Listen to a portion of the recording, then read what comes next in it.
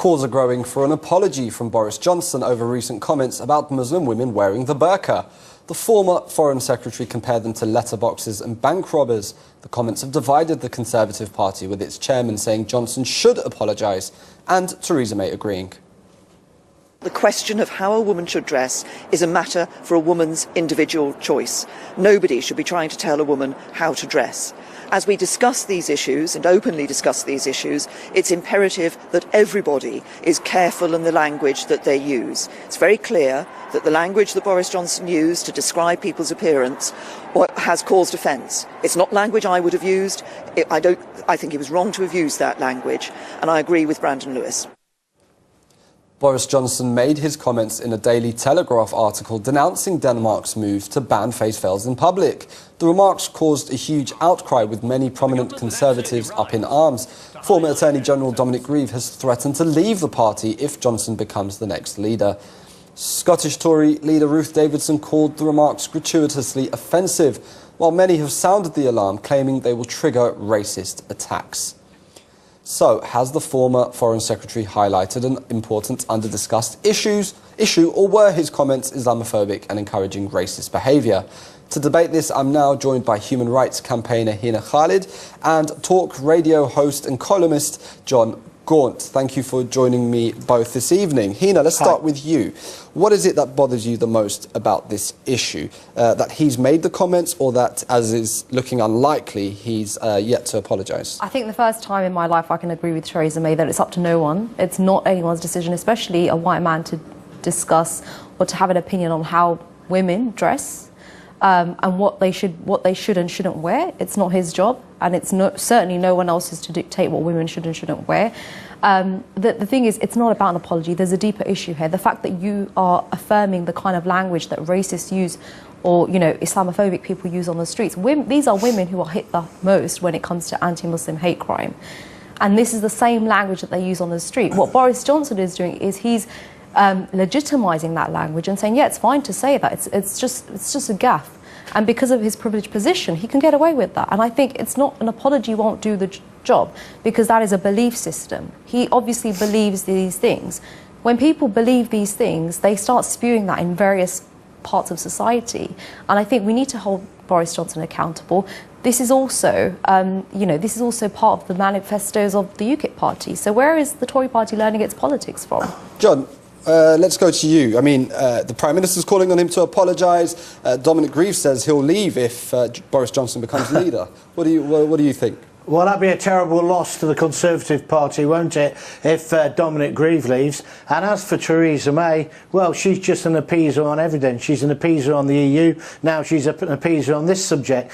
Boris was very measured in what he said. He wasn't calling for a total ban. He was just saying he thinks they look silly and stupid. And I agree with him. I would have gone further. I think we do need a ban. And it looks like the British public agree with us, if you look at the polls that are coming out today. This is just another step in the Islamification of Britain, kind of being endorsed by Theresa May. I was speaking to a prominent Muslim imam today who said, I think we should remember, hardly any Muslim women dress like this. It's not in the Quran, and this is a product of Saudi Arabia. So I wonder whether Theresa May was thinking more about her arms deals to kill innocent people in the Yemen and her dealings with the butchers of Saudi Arabia, rather than community integration. How can we possibly integrate if we can't see each other's faces? We talk like this with our hands on our face. This has no place in 21st century Britain, and I love the way the human rights lawyer is using our tolerance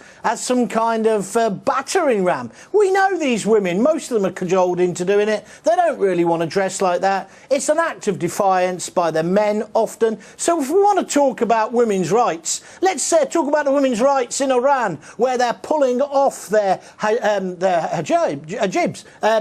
headscarf. So, John, you say... talk about that. Sorry. John, you say this is a sign of the growing Islamification of Britain, as you put it, but you just said yourself it's a tiny number of women who wear it, and also... It's an increasing number of people... No, you asked me a question, I'll finish. It's an increasing number of women who are doing this. It is an act of defiance, it's an act of otherness. It's people saying, I don't want to be part of this community. And most Muslims condemn it. And by the way, Muslims are not a race, so it can cannot Yeah, be I knew that racist. argument was going to come from you, John. But it's true. It's true. Firstly, John, hold on. can you stop being the overpowering white man here and give other people an opportunity it's my to white speak? Yeah, and also, this is a thing. Is firstly, you're going to tell us about women's rights as a white man, a middle class white man. You're going to tell us. Hey, hang on a minute. What's my colour got to do with it? You racist. Oh, I'm How a racist dare you now. talk about my colour? Hina, let's just stick to the topic But this is the problem, is that... No, sorry. How dare you talk about my colour, you racist? Hina, let's talk about the issue. He's saying that this is something which is imposed. John, I'll come back to you. The whole integration debate, right? Yes.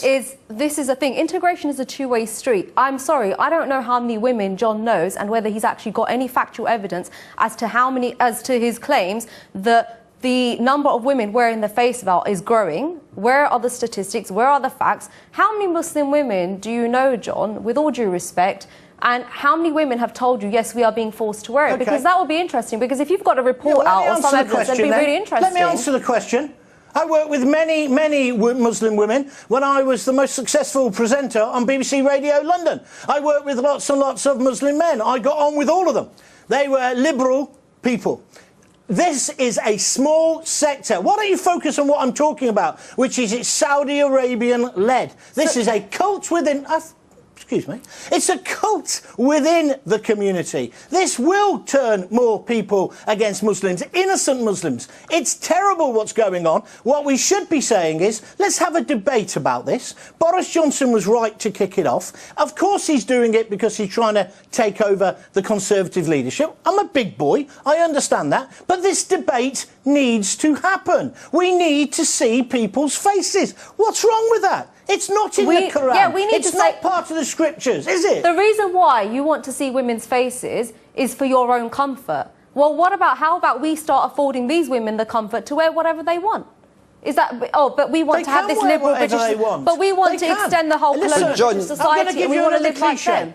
I'm going to give you another cliche. I can't walk into a garage with a crash helmet on or a bank. I can't walk in there with a balaclava. Why can these women do it? I'm sorry, you're wrong. We've even had terrorist suspects disappearing, escaping, wearing a burqa. Men I'm talking about. Listen, we should be talking about the liberation of women. We should be talking about our liberal, tolerant society. We should be stopping the British colonial version of liberation. That's I don't think we so. Should be I'm just going to jump in awfully here. Sorry, John. You do mention a point there about bank robbers, for example. There are people who rob banks and commit crimes wearing Halloween masks. Are we supposed to ban those as well?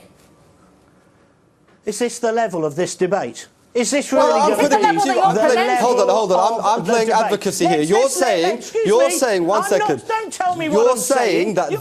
You're saying that these niqabs or burqas are used to go into banks. I'm asking you, as the moderator here, should we also ban other things which have been used in crimes? No. Why not? This is a simple... Because I can't believe the level of debate is this low. Look, you've presented that opinion. We're just questioning it. If a woman wants to wear a headscarf, if a woman wants to be modest, I haven't got a problem with that. But I just think in modern, tolerant Britain, we shouldn't be allowing it. Just like we shouldn't be turning a blind eye to FGM, as we have done, unstunned halal slaughter, as we do. It shouldn't be happening. So where does FGM come from? Fair enough. Hold on, let him finish. The majority of Muslims, right, do not wear this ridiculous garb. And they don't want to be tarred with this brush. So what I'm saying is not anti-Muslim, it's anti the sect of the Muslim community, and it's them who are winding people up. It is an act of defiance. Go down any street in London or here in Birmingham, you'll see many more women wearing this ridiculous outfit, looking like 400-year-old And they're not Thank you, John. Hina, sorry, just one second. One more question. One final question. And John maybe made a reference to it there with regards to the internal politics of the Conservative Party. Isn't this what this is about? Boris Johnson trying to appeal to a certain segment to make himself more popular, to potentially become the next leader? Well, it comes after an alleged meeting with Steve Bannon, right? And I just think that Boris Johnson, this isn't the first time he's made these kind of comments. What about his Piccaninny's comments and all these other... And comparing people to watermelons. This is not the first time Boris Johnson has made these comments, and it's gone too far where we've laughed it, well, people, the public has laughed it off as a, you know, as just a joke. The fact of the matter is, it's not just Boris Johnson's fault, it's the fact that he was able to print this kind of language in media, in print media, and there has to be some accountability for that as well.